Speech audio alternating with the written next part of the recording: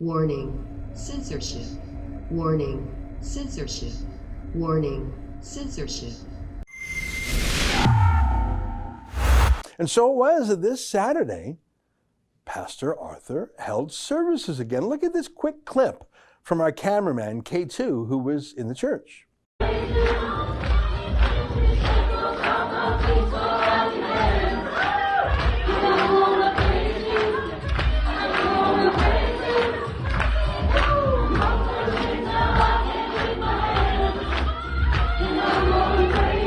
Boy, that looks great. It looks heartwarming, doesn't it? It looks like a vignette from the before times when we didn't go crazy from the pandemic. Well, the SWAT team arrived, but they looked at the 100 men, women, and children in the church and they thought, maybe we better not go in there guns blazing. Look at this.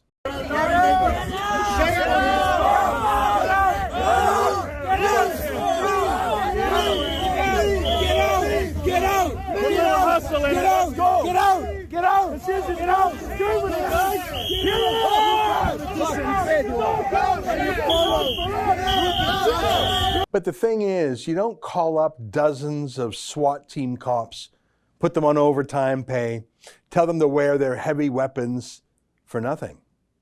So after the church, when Pastor Pawlowski and his brother David got into their car to drive home, the SWAT team, well, they decided to have an El Chapo style, a Pablo Escobar style raid. They swarmed Pastor Artur as he was driving on the road. They extracted him from his vehicle. Take a look.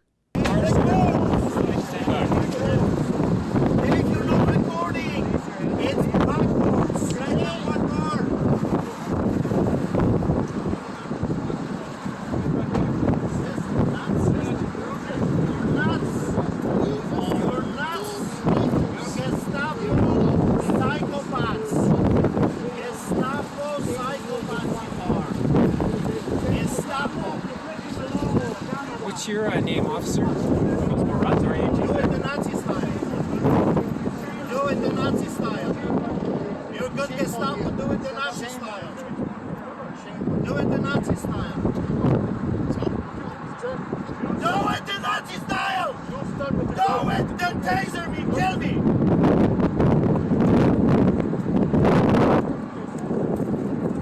Do it the Nazi style.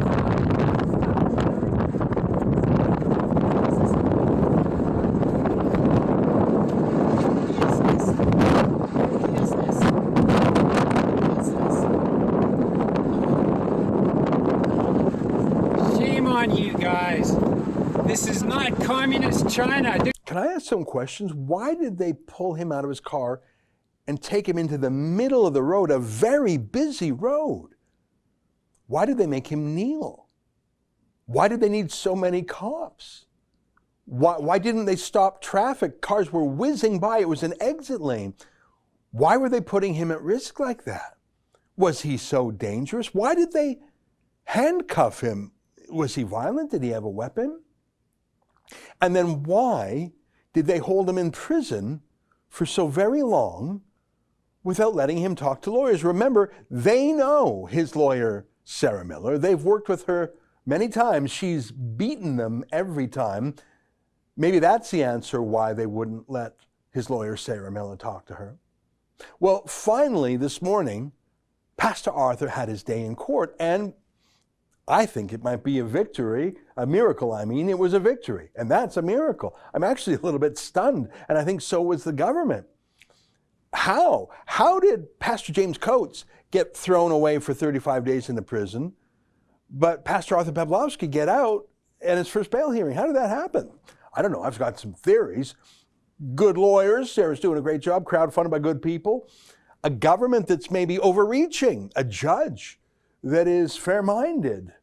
Prayer. I don't know. I'm surprised. I think he will be back in jail, though, because I don't think he's going to stop opening up his church. But why is this only happening in Canada? Now, I have seen some bad things in other countries. For example, remember this from Easter weekend in the UK? Explain us.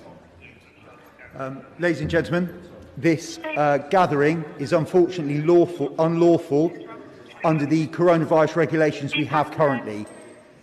You are not allowed to meet inside with this many people under law. At this moment in time, you need to go home. And that is just appalling. That is outrageous. That is a disgrace. But the police apologized and there were no arrests made. No priest was taken off to the clink. Why is Canada so gung-ho about jailing Christians? And only Christians, no one of any other faith. And why is there no one speaking up against this? No one. There's no opposition speaking up against this. In fact, Rachel Notley, the former NDP premier, said it was about time. Here's her tweet on that. Where's the media? Well, here's a freelance photographer who does a lot of work for the CBC. He was thrilled with the arrest and didn't mind if you knew it. Where are the civil liberties groups? They're silent. Where are, I don't know, the law professors that quiet? Where are the other churches? Well, they're either silent or cheering on the cops. Here's a letter from the Knox United Church that was condemning Grace Life. If they condemn Grace Life, who are peaceful like doves, imagine what they have to say about a lion like Arthur. Well, then who's going to fight back? Who cares about civil liberties? Who says, look, if Costco's open and Walmart's open and the liquor stores are open and marijuana stores are open and NHL teams are open, how about a church?